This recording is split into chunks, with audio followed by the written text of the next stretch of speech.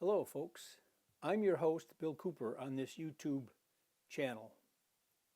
Today we're going to have an update on the work that we're doing in Pierella Ecological Garden located in Horquetas de Sarapiqui in the province of Heredia in Costa Rica. Pierella Ecological Garden is the vision of William Camacho, who in 1995 was at a turning point in his life where he realized he could raise bananas, pineapple, or cattle farming. And he decided to do none of those and decided to go into something that was ecologically friendly, and that was growing butterflies. The first species of butterflies that he grew were the blue morpho, and he built a 20 meter by 20 meter enclosure, got the food plant for the morphos in there, and raised them through their entire life cycle from eggs to caterpillars to pupae or chrysalids.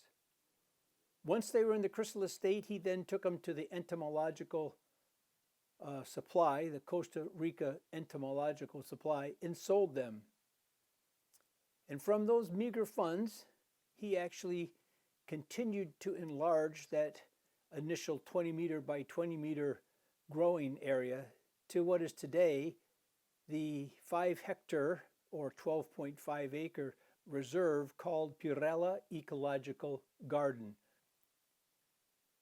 He now raises, with his wife Cristal Barantes, 15 or 16 different species of butterflies, including the monarch butterfly. I'm not sure that William, in 1995, when he made this decision to raise butterflies, that he could have imagined that he was going to expand from 20 meters by 20 meters to 5 hectares or 12.5 acres. And I'm sure that although he was very much in tune with nature, he had no idea of what the 4 pillars of Pierella would become. Those 4 pillars are biodiversity, ecosystem services, sustainability, and wildlife corridors. You can see from the videos that I've already put up on this channel, which are between 150 and 160, that there is a phenomenal amount of biodiversity at Pierella Ecological Garden in terms of insects, in terms of butterflies, in terms of birds and animals. So the flora and fauna, if you build it, they will come. And that is clearly what has happened at Pierella. Now, as a result of this increased biodiversity and the ecosystems, the services that the ecosystem is providing, we are in fact looking at sustainability.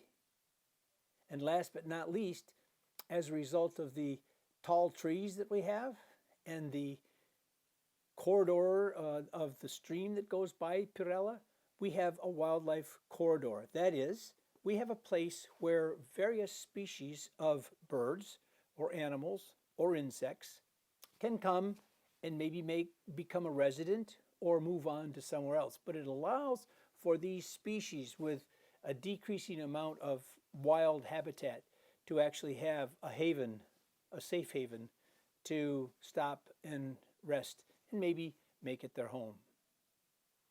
The biodiversity, the easiest way to see biodiversity, I think, is through the birds. And I've done quite a bit of work on the birds because they're much easier to identify, and you can see that the different kinds. For example, we have 5 or 6 different kinds of woodpeckers. We have 4 or 5 different kinds of tanagers, and if you want to include the honey creepers, we have 3 different species of honey creepers. All these different birds have made Pierella home, or at least come on a daily basis to feed at our feeding stations around where we have our eating place, our dining area. So what are some of the unique or very interesting creatures that have made Pierella its home? One is clearly the white Honduran bat. That's right, you heard me. It's a white bat. And these little white bats are only found in Honduras, Nicaragua, Costa Rica, and northern Panama on the Caribbean side. So it's actually a relatively rare species. And what they do is they use the heliconia plant for their home. They actually will, along the leaf, they'll nibble along from the outside in, and then the leaf droops, and under where that leaf droops is where they make their home. And they will stay in one leaf maybe up to 30 days, and then they'll move on. We have plenty of heliconia plants on Pierella, so they can move from different places. These little white bats are seed-eating or fruit-eating bats. They're very tiny. They're about the size smaller than a golf ball, but they are absolutely gorgeous. The red-eyed frogs, which are another iconic species of Costa Rica, are very interesting in that we have little red-eyed frog ponds. We have 2 or 3 around Pierella Garden. And what happens is when it rains, the females go up into the trees and they actually lay their eggs, and the males then fertilize the eggs. Once the tadpoles actually hatch from these eggs, they then drop into the water and continue to mature. That has then eliminated one of the most eggs are vulnerable to predation. So we've increased the probability of adult red-eyed frogs living. Another interesting aspect of Pierella is the fact that we have 9 different species of orchids. Now, I have no idea the different species of orchids, and in fact, there's many of those orchids I would not have even realized that they were orchids. But there's a friend from Instagram, at Traveler Dan, who stopped by the Pierella for 2 or 3 days, and we were able to identify 9 different orchids. Now, we don't have all of the genus and species for all of them, but we have most of them with genus and several with species. But think about this. Here's this little 5-hectare area, and it becomes a secondary rainforest, and all of a sudden, well, over 25 years, we've got 9 different species of orchids there. It could be that there's a lot more orchids. Of course, we don't know because we haven't done a thorough investigation of the orchids of Pierella. But I still think it's astounding that we have that many as it is.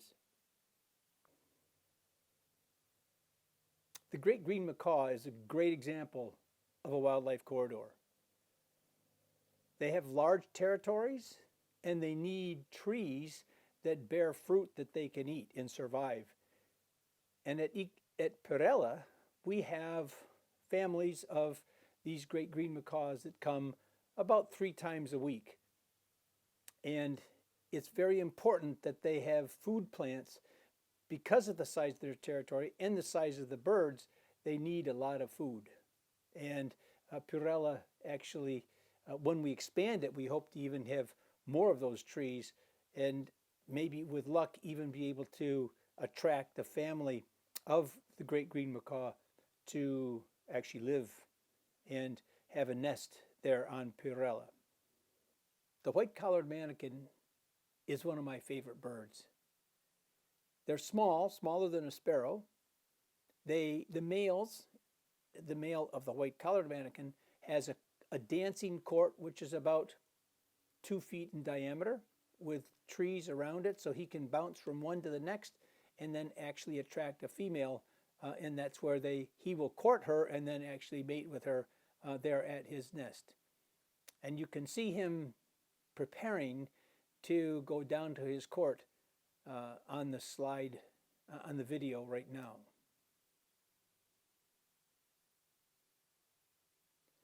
Another aspect, which I don't have any videos of yet, for wildlife corridor are caimans. We have a pond, and we had a caiman in it last year, and when the pond dried up, he actually ambled over to the stream and moved to another area. However, when I was there, actually he came back. I was there in May. The pool dried up, and when I was there in February, the dry season, he had already left the pond. But I did see a caiman on one of our paths, so he was looking for a place where he might be able to survive. He has to have water, like all alligators/crocodiles do. But that's another example of an area where if you build it, they will come. And the caiman was coming back to see if he could get into his pond, but the pond was still dry, so he ambled back to the river. One of the interesting things about Pierella and wildlife corridors is that it has a stream that runs alongside of Pierella, and that then provides a natural, normal corridor for wildlife, both from trees to trees to trees, and for waterfowl. For example, we had that green ibis show up, and you would never have thought in the middle of, because we're hundreds of miles from the ocean, for example, and the only place that they could possibly survive, these green ibis, would be along this waterway. And we had one come to Pierella last year. Another interesting bird that comes quite often to our area is the miniature kingfisher. And it's the smallest of all the kingfishers in the Americas. And it's only because we have this little stream that runs by the dining area that we can get a chance to see that bird. Because even when it's right there, if you're not looking very carefully, he's totally camouflaged by the leaves in the trees. Another interesting thing, we have 4 species of bats. I've already mentioned the white Honduran bat. We have one bat group, a species, that's a frog-eating bat. And it lives, believe it or not, in a termite nest. So there are 4 adult bats in this bat nest, in a termite nest. And the termite nest affords them waterproof shelter. They don't bother the termites, and the termites don't bother them. And it's actually an interesting synergy between the bats and the termites.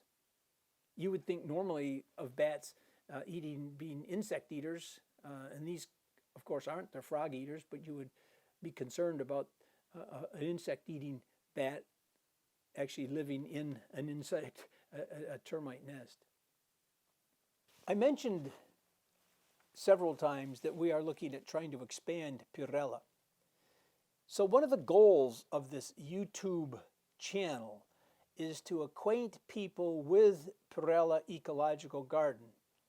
And then hopefully they will see how interesting this little 5-hectare rainforest paradise is, and can also understand why it's important to try to enlarge it. So the goal here is to raise $90,000, $30,000 per hectare, where we can actually purchase 3 hectares, which are adjacent to Pierella. And that way we can go from 5 to 8 hectares, and that would greatly increase the likelihood of more bird species actually living on the property. We want to plant the cecropia tree for the 3-toed sloth, so we can make sure that we have a good, healthy family of sloths. As well as we want to increase the number of red-eyed frog ponds that we have, and because that one of those hectares actually encompasses the stream that goes through Pierella, we would expect to get many more water birds coming through the ecological garden. So the purpose then of all of these videos that I've put up on this channel is to acquaint you with the diversity of the flora and fauna at Pierella, and see that, and maybe try to get you as excited about this opportunity to increase our biodiversity, increase our ecosystem services and sustainability, and also increase the probability that we will be an integral part of wildlife corridors in this region of Horquetas. Thank you very much for watching this, and if you have any questions, you're more than welcome to get in touch with me. My email I'll put that on the screen. It's just wcooper@uci.edu. Thank you very much, and have a nice day. Bye.